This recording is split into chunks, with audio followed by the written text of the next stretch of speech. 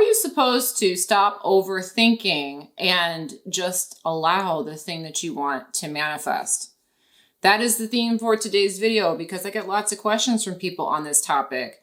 How do I turn off these racing thoughts? I tend to ruminate, I tend to worry, I tend to stress. Maybe I have anxiety, maybe I have ADHD. I got something that's going on that's just keeping my thoughts going. So just relaxing about something and allowing it to come is just really, really hard for me. Okay, so in today's video, we're going to tackle this question, because learning how to become someone who can stop overthinking is actually 1,000% possible. And I know this because I used to have anxiety, okay? Quite badly. And so I was a textbook overthinker. And so when I learned about the law of attraction, this was something I had to turn around for myself. And so I want to share with you today what's worked for me, because this has revolutionized my consciousness, really, and my ability to focus, detach, let go, and allow things to come to me. Now, of course, if you have not yet, please make sure to subscribe and turn on your notifications, and of course, like the video. So I put out content like this every single week. So if you like it, again, make sure to subscribe and come back and watch some more. All right, but let's go ahead and get on into it. So what do we need to understand about overthinking? Okay. The first thing that you want to grasp, if overthinking is stressing you out and making it hard for you to manifest, the first thing is to understand what's actually going on. Okay. Because there's this flawed belief structure that this is just the way I am. I'm just a textbook overthinker. That's just the way I am. Okay. Now, a lot of people do this. I used to do this too. I have anxiety. I have racing thoughts. When we identify ourselves in that way, we project that message out into the universe. So that's the first thing to understand, is we don't want to identify as an overthinker. Okay. That's the first thing that's going to get in the way.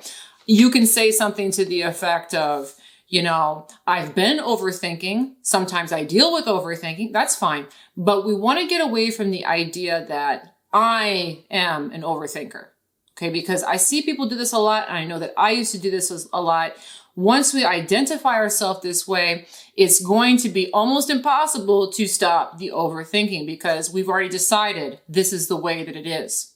So instead, if that's what's going on, I want you to step into a new framework. Okay.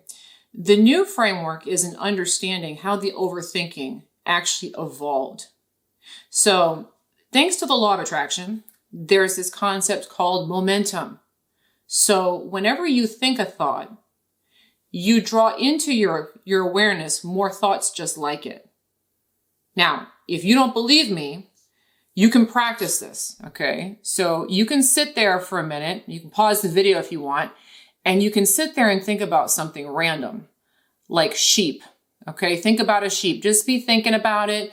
Dwell in that thought, really dwell into it for like a minute, and you're going to find that other thoughts or other images of sheep or other things related, well, now I'm thinking about wool coats, and now I'm thinking about sheepskin that. You're going to notice that your one thought starts to draw to it other similar thoughts, okay? That's thanks to the law of attraction, because whatever you focus on, you attract more of.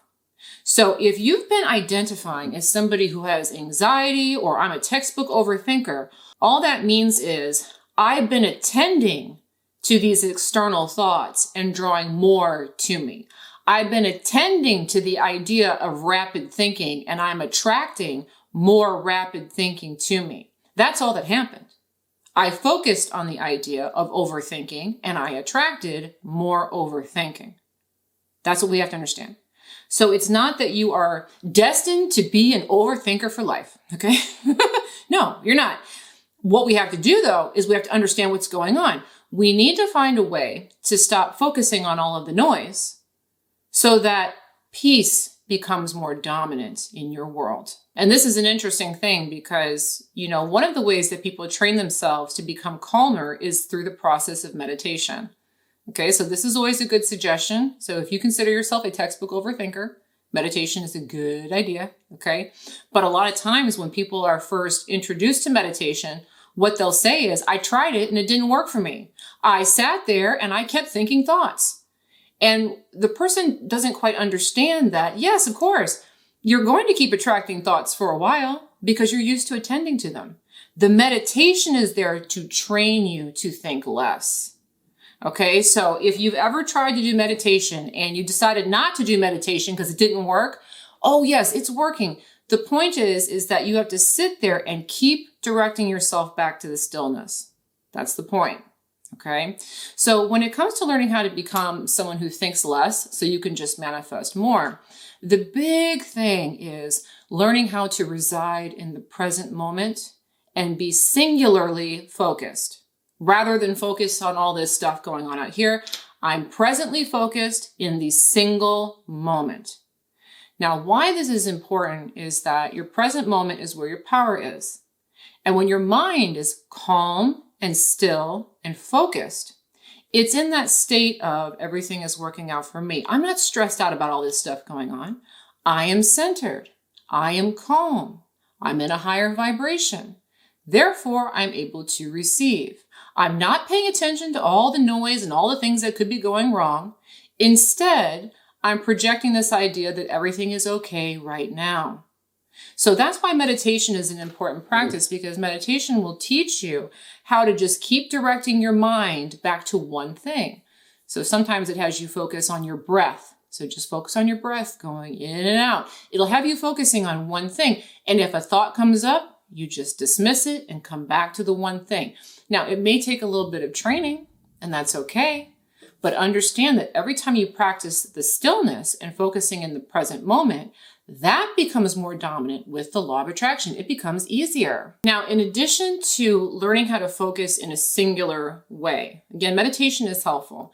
Another thing that's really helpful to understand if you're a textbook overthinker is that, again, your power is in the present moment. And whenever your mind goes into the future, that's where the anxiety is. Okay? This is one of the big things that was a big aha for me, that revolutionized the way that I choose to focus and I choose to think. Before I understood this, I used to think a lot about what's coming next. How am I going to get to the airport on time? What do I need to bring to this? What if she says that? What if that happens? My mind was focused into the future. But it's an interesting thing that you'll notice if you start to practice focusing in the present moment, that the future is where the anxiety is. The future is you worrying about what's to come. And so whenever you are thinking about or focusing on what's coming next, usually you're in a state of anxiety. And in a state of anxiety, that's a state where you're not going to be manifesting what you want because your vibration will be lower. So it's really not of any benefit to take your mind into the future. Your best bet in life, hands down, okay, always, is to be in your present moment, focused as contently as you can be. Because when you're focused in your present moment, your now moment, again, you're not paying attention to all the noise, so you're not attracting more thoughts, but you're also in a place where you're focused in the moment and you're calm and you're projecting a message out into the universe that says, I am good. Everything is good right now. And if that's the message you're projecting, everything is good right now, reality will be good right now. That's all you got to do. So all this rigmarole about thinking about this and that and what's to come is silliness, okay? All it does is it keeps you on the hamster wheel of thinking about things that stress you out. So one thing that's also helpful when it comes to lowering this overthinking and getting more present is I want you to become more mindful about attending to things when they need to be attended to. Now, of course, there's going to be times where you need to think about future plans. But I wouldn't sit there and worry about it until it's time to make the plan. I wouldn't sit there and ruminate about making a decision until it's time to make the decision. This is something that's changed a lot for me. So for instance, this weekend, I'm going on a trip to Las Vegas. Yay. Okay. It's gonna be fun.